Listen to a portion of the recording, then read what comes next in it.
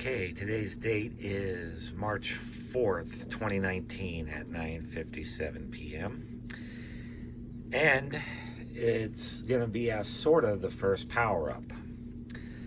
By that I mean we're just going to power up the heating elements of the tubes. This is the ballast tube right here, which has been removed, hence disconnecting all the low voltage circuitry, leaving only the heaters and the pilot lamp on the TV. The resistance readings on the primary check out just fine. I didn't check everything else out yet. I'm working on it. But that said, and I got my Superior Electric Power Stat Variac ready. It's a 1.4 kVA, but obviously for protection purposes, it has a 15 amp fuse. I only have a 3 amp fuse in here for this, but at least it has the capability. And everything else is here. All the tubes are in, and all the ones I got in test 100% because they are new old stock, and the ones that weren't new old stock still test very good. The original power cord on this is going to have to be replaced, but for the time being I don't have a cheater cord I could put on this, so I just taped up the offending parts.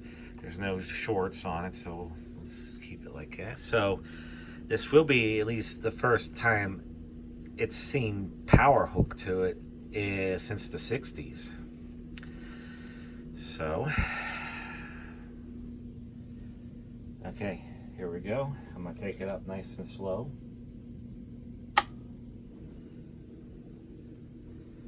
Alright, I'm going to slowly crank this. This scale is actually accurate, but if it's on 120, it's showing 120, if that is indeed what the line incoming voltage is.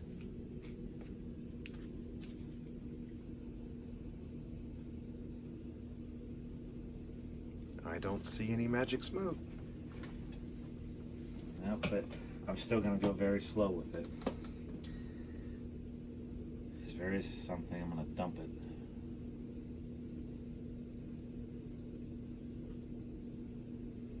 Okay, we're at 20 volts.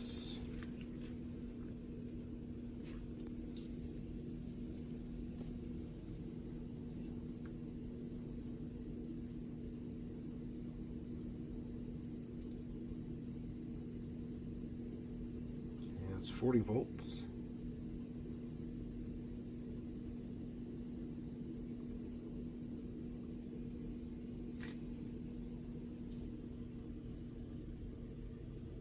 No magic smoke.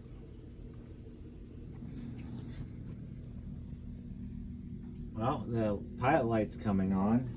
We're at 60 volts.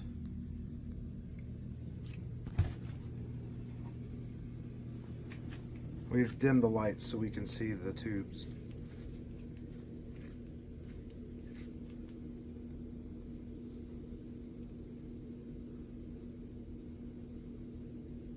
Okay, I see tubes glowing. All right.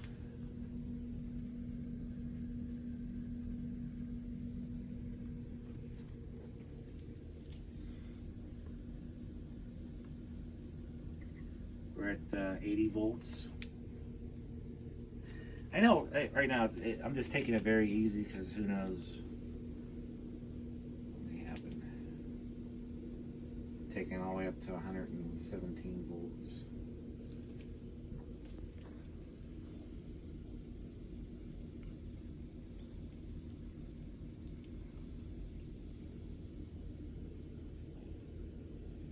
We have vacuum tubage.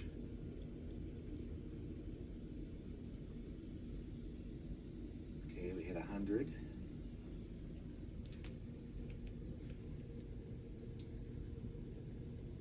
Hold it there for a moment.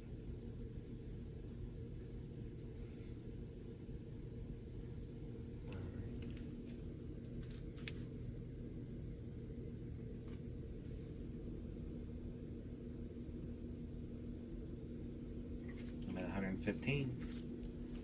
Incoming line voltage is covered up. It's 121. So I'm going to stop at 115 volts. All right. And all the tubes look normal. They're not abnormally bright or anything. Correct. Okay.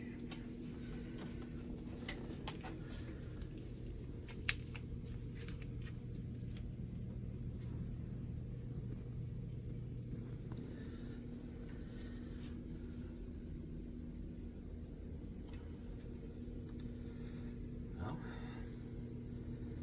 so far so good.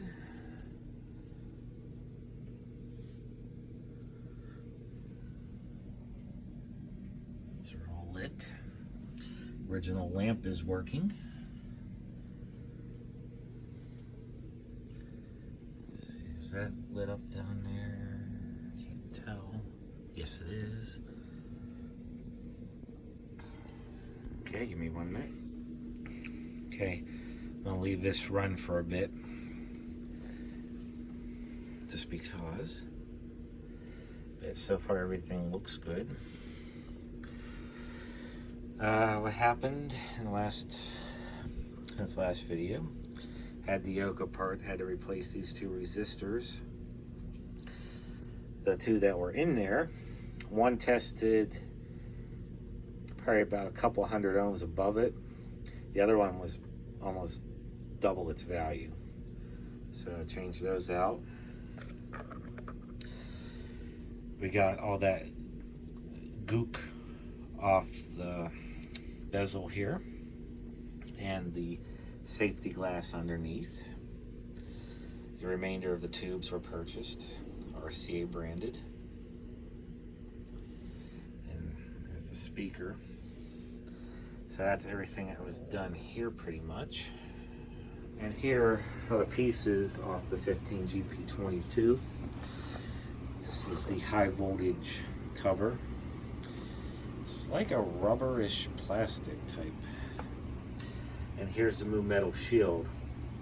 Those rubber pads right there is what was sticking to the picture tube. And yes, we got it out. But it unfortunately did rip off the aquadag. This is after the aquadag was removed, which took a lot of effort. The aquadag that remained on there was very stubborn. Got it off with Simple Green, a Mr. Clean Magic eraser, and these plastic razor blades very carefully. It took like 3 hours to do it all, but it's all off. Interesting to note, there's an A written in a paint marker on there. And I don't think there's anything else on it. This is the vac seal from that quickie. The anode lead, which you can clip on anywhere. It's supposed to clip on at the 7 o'clock position when viewing it upside down. So it would be on this side approximately, because let's see, the blue gun is right there. Okay, and here's the aquadag, or the one we got's Aerodag G. And we'll also document us as we put the vac seal on it, which is going to take a few weeks to cure. After that's cured, then we will paint on a new layer of aquadag. And here's the cabinet in the dark. When the weather breaks, I'm going to take it outside, lightly sand it, restain it, and put a coat of lacquer or shellac on it, whatever. And once the picture tube is mounted in there, then and only then am I going to power it up. We know the tube's good. I tested it a long time ago on the tester, and it hasn't had any vacuum issues. So,